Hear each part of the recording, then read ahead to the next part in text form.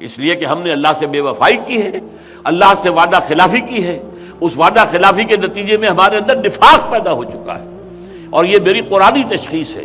سورہ توبہ کی آیت 75، 76، 77 اور اس کی روح سے میں صرف علماء کے لیے حوالہ دے رہا ہوں، اس وقت آیات پڑھنے کا اور ترجمہ کرنے کا وقت نہیں ہے۔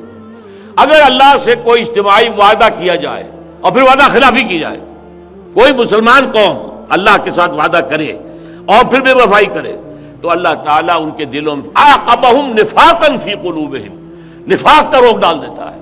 یہ نفاق آج ہمارے ہاں نفاق باہمی ہے۔ وہ ایک قوم ختم ہو گئی، کہاں ہے وہ پاکستانی مسلمان قوم، مسلم قومیت، مسلم نیشن ہوڈ کہاں ہے؟ کہاں ہوتی تھی یہ شے؟ اب تو ظاہر بات ہے کہ ایتھنسٹیز ہیں، لنگوسٹک کا معاملہ ہے، اور چیزیں ہیں، صوبائیت ہے اور مذہبی فرقے واریت ہے، وہ قوم تو نہیں گئی، تقسیم ہو چکی۔ اس کے بعد یہ کہ منافق کی 3 نشانیاں ہیں، جب بولے جھوٹ بولے، وعدہ کرے تو وعدہ خلافی کرے، امین بنایا جائے تو غبن کرے، خیانت کرے۔